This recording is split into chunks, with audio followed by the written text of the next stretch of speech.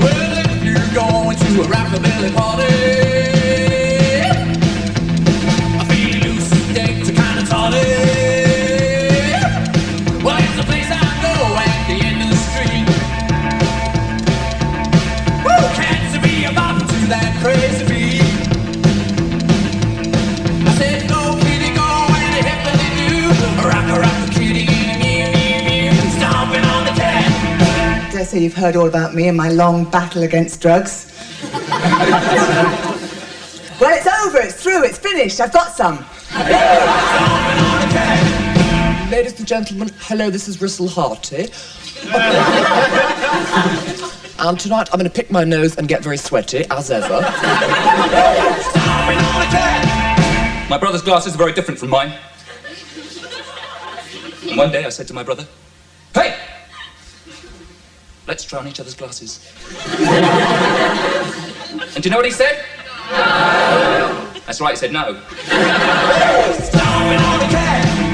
Help! Help! Ignore him, it's just a cry for help. If you wanna be where it's at, but you get good and I'm gonna this is not stomping, stomping on the cat.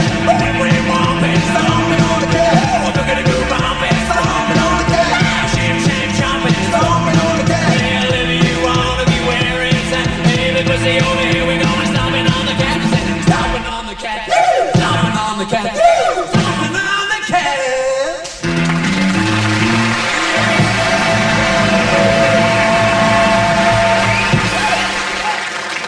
Okay, I'm going to do a couple of poems about my glasses.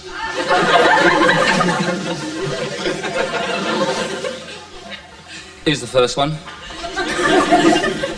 I look after my spectacles because they look after me. Without my spectacles, where would I be? I'd probably be standing here, but I'd have a job to see. Probably. Okay, the other one's a bit more serious.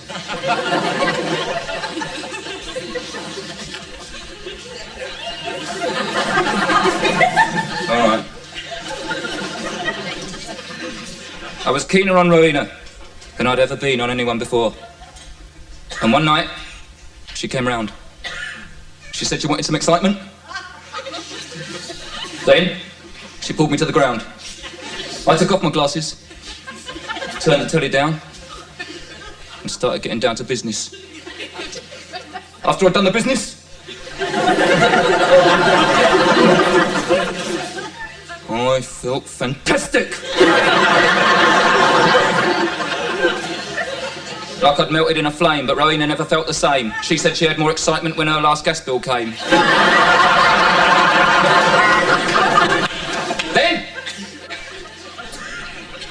she kicked my glasses across the room,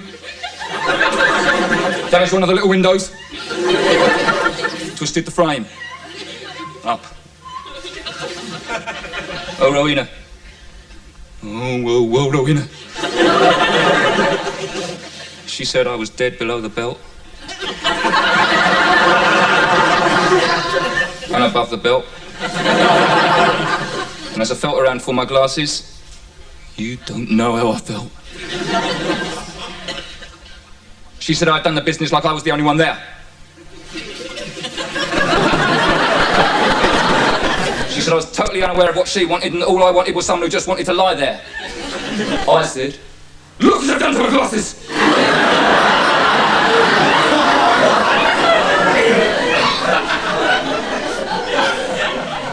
They're in need of repair. But did Rowena care about my distress? The answer is not yes.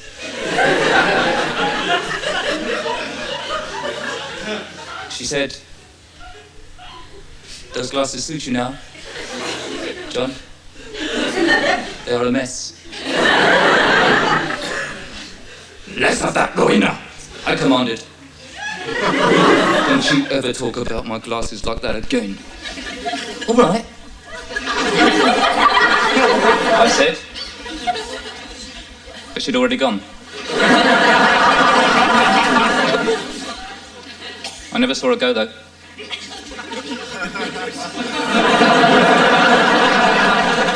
Actually, I'm having this very difficult relationship with a married man, my husband.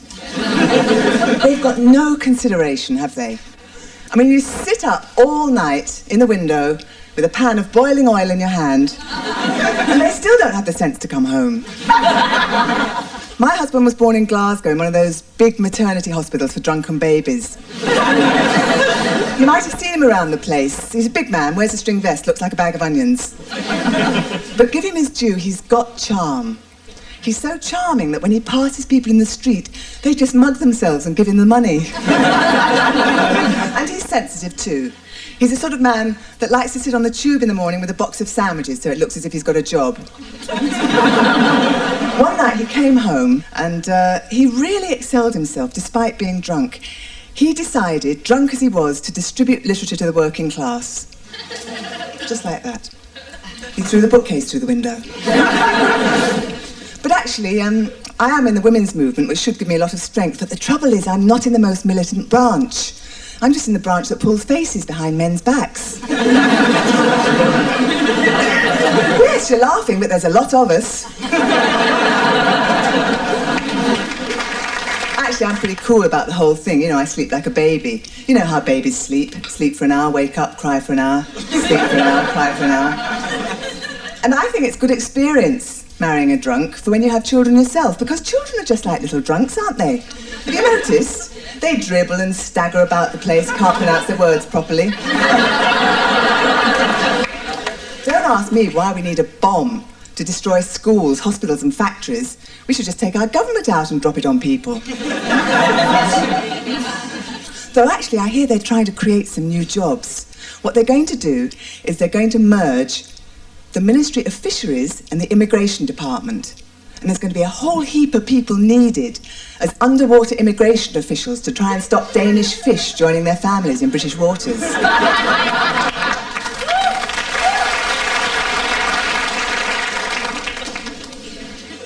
On Wednesday, 14th of October last, at approximately 10:43 a.m, while patrolling along Streatham High Road, I observed a motor vehicle illegally parked outside the all-night Clement Attlee massage parlour. I questioned the occupant, a Mr. Jack E. Stewart, Stewart, who said, "Urinate off, you effing love child."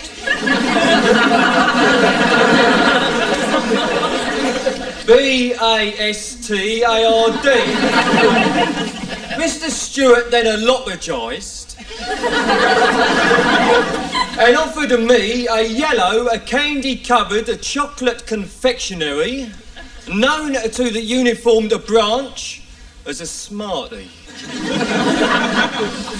Bearing in mind Lord Scarman's recommendations, I accepted the Smartie and swallowed it. A Smartie I now know contained an hallucinogenic drug. 35 minutes later, while sitting aboard an intergalactic spacecraft bound for the planet Zanussi, I observed Constable Parish approaching me disguised as a fortnight's holiday in Benidorm. "Hello, Constable Parish," I said through the back of my neck. "And what news of my Lord Buckingham?" To which Constable Parish replied, "You stupid git. Get down off that bus shelter. You stupid git." I then ate Constable Parish. I was enticed down from the bus shelter by the very lovely Miss Marilyn Monroe, former screen starlet.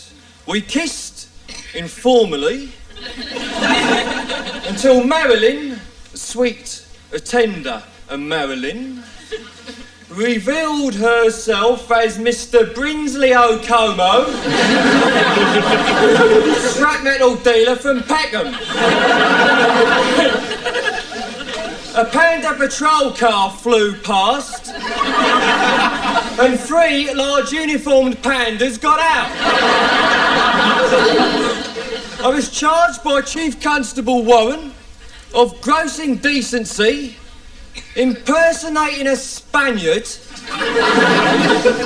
acting the goat, and eating a police constable while in the course of his duty. I burst into hysterical laughter which lasted 5 months.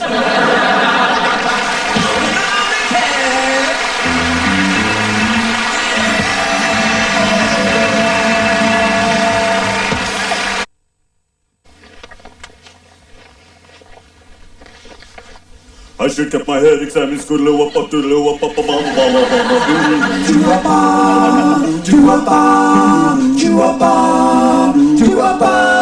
I should get my head examined, scoodle up, doodle up,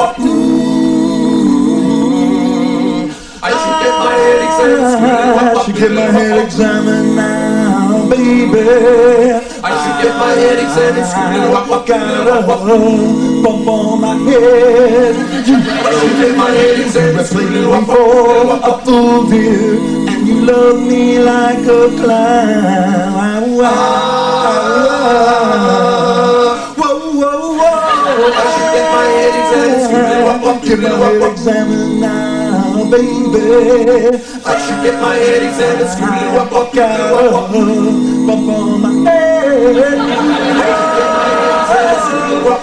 What for you do will never ever die.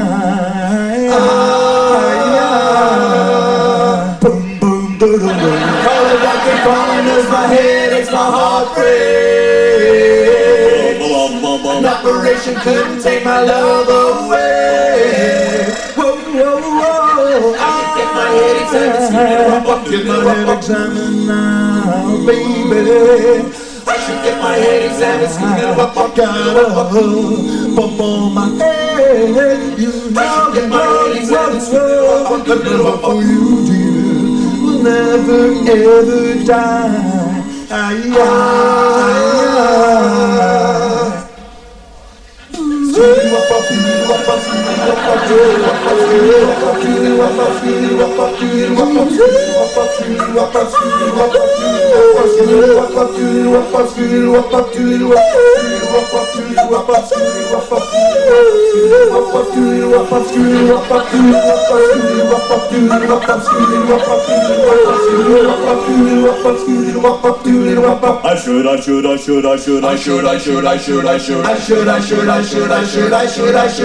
I should what?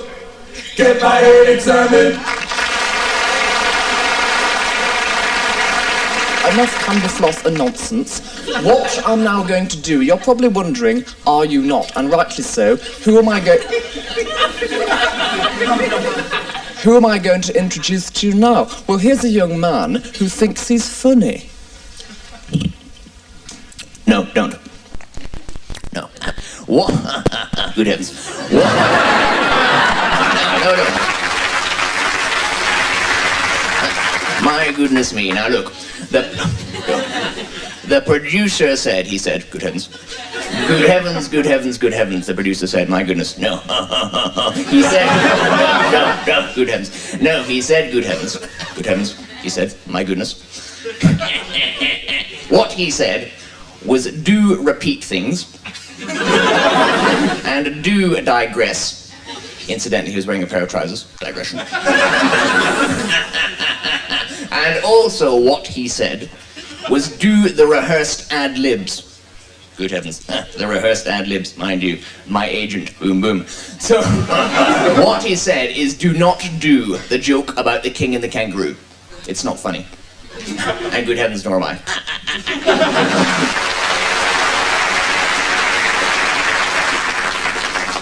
Yes, what a pleasure. Yes.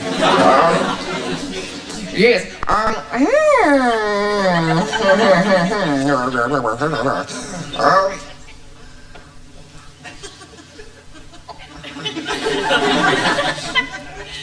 As the perils of nuclear war increase daily, the question I put to Mr. Ronald Reagan was categoric. Would you give a guarantee that there will be no nuclear war?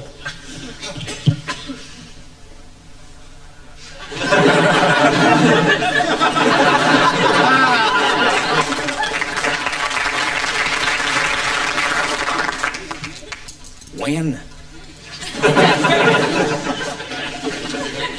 I went along to the Federal Bureau in Denver,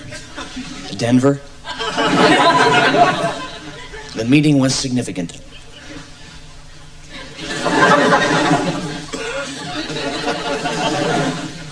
I believe that the society, the Western society, the hospitality,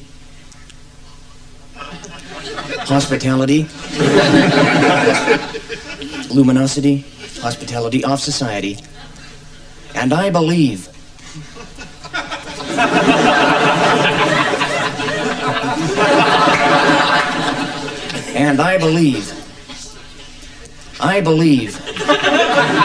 I do believe that the ability of the Western defense capability vis-a-vis the ability of the Eastern defense capability has possibilities of making for nuclear war becoming a probability, which in turn would cancel out the fact that it's an inevitability. But I may be wrong. Good night.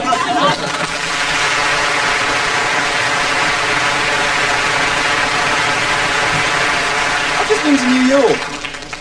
And when I went through immigration, they asked me if I was gay. I said no, but I've slept with a lot of guys who are. Simon, are you gay? No, not personally. I just do it for a living. Now, one thing that everybody in the moment in New York is terrified of is AIDS, the big killer disease. And it kills homosexuals, Haitians, heroin addicts, and haemophiliacs. I don't know why the big AIDS. I mean, everybody's worried about it. And the strange thing is that neither the British or the American government will recognise AIDS as a disease. Now, that's strange, because they both recognise homosexuality as a disease. No, these are the people who invented the term limited nuclear war. I love that, limited nuclear war. A little tactical skirmish with a couple of cruise missiles. And conkers with a hand grenade. Apparently the Abbey National's offering mortgages on fallout shelters at the moment. How do you pay them off? On a 4-minute mortgage on a fallout shelter, please. Now, one of them said to me the other day, he said, better dead than red. So I shot him. I don't understand all this about the Russians. I mean, why would the Russians want to invade a third-rate, post-imperial, clapped-out banana republic that hasn't even got any bananas, unemployment 3.5 million, minimum bus fare 40p? What would they do with it? Orbit it in space with a couple of monkeys? Sell it to the Chinese? I don't know. And sometimes my parents invite all their friends round for a little cockers pea. It's a cocktail party, bit of upper-class patois for you. And these guys come marching across the room, and they go, hello, so nice to see you, how do you... These people could actually talk without moving their lips at all.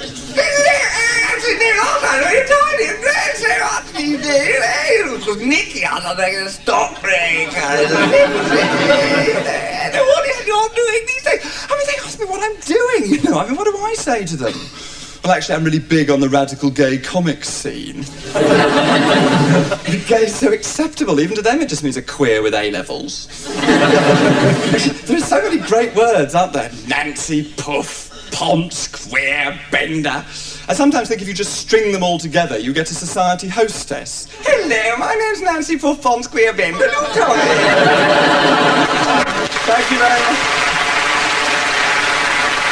Thank you very much. Well, frankly, we've been appalled at what we've had to contend with tonight. Am I right? Am I right? Appalled. Do you know something? We've been standing in the wings, right? We've been watching this lot, right? It's nothing but filth. It's like nasty communist banter. I, personally, am sickened by the total lack the good old decent mother-in-law gag. Where is it tonight? Where is it? For instance, you know, I'm not saying my mother-in-law is fat, but... Yeah, but your mother-in-law isn't fattish. Yeah, I'm not saying she is, that's the whole point of the thing. So I'm not saying my mother-in-law is fat. You know, and where are the Irish gags? Where are they? You know, someone's got to be a bat. Someone's got to be there at the end of the butt of the old gag. As long as it's not the British, right? That's true. Do you mind if I butt in a minute? Not at all. Stop! Hang about. Did you mean that, or was that a joke? I meant that. That's good, because I don't like jokes like that. That's what I'm talking about.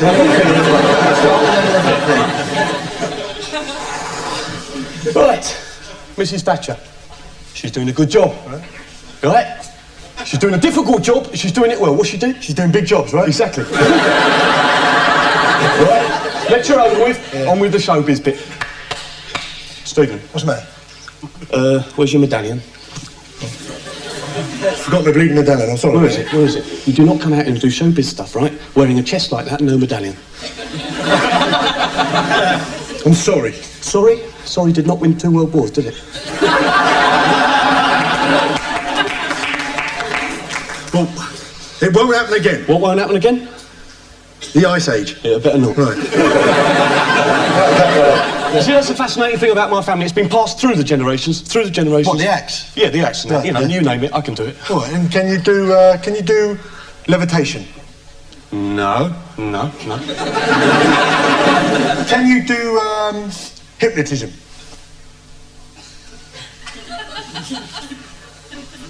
Oh, Jesus.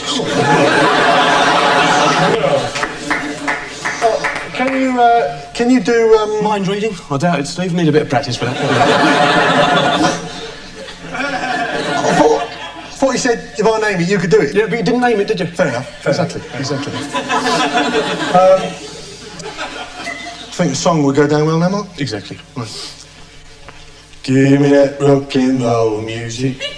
Yeah, way you choose it. Scott baby chicken blues it. Yeah, way you choose it. Scott B rock and roll music. If you want to dance with me. If you want to dance with me. Thank you.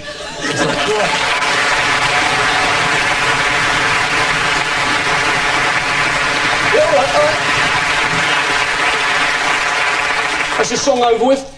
Now the big joke. See, that to me is variety. Exactly. A song and a joke. That's all we want. Right. Here it comes. This is it. Prepare yourself for this one. It's a joke. What is the difference between the crust of a loaf and the lust of an oaf? I don't know what. One is the end bit of the bread, and the other's just, you know, like a nutter, just like sex all the time, you know. No. Forget it. Don't applaud. You don't understand it. You're just a bunch of Philippines. No, Steins. Stein. Yeah, Stein. bunch of Steinerpines. Forget it.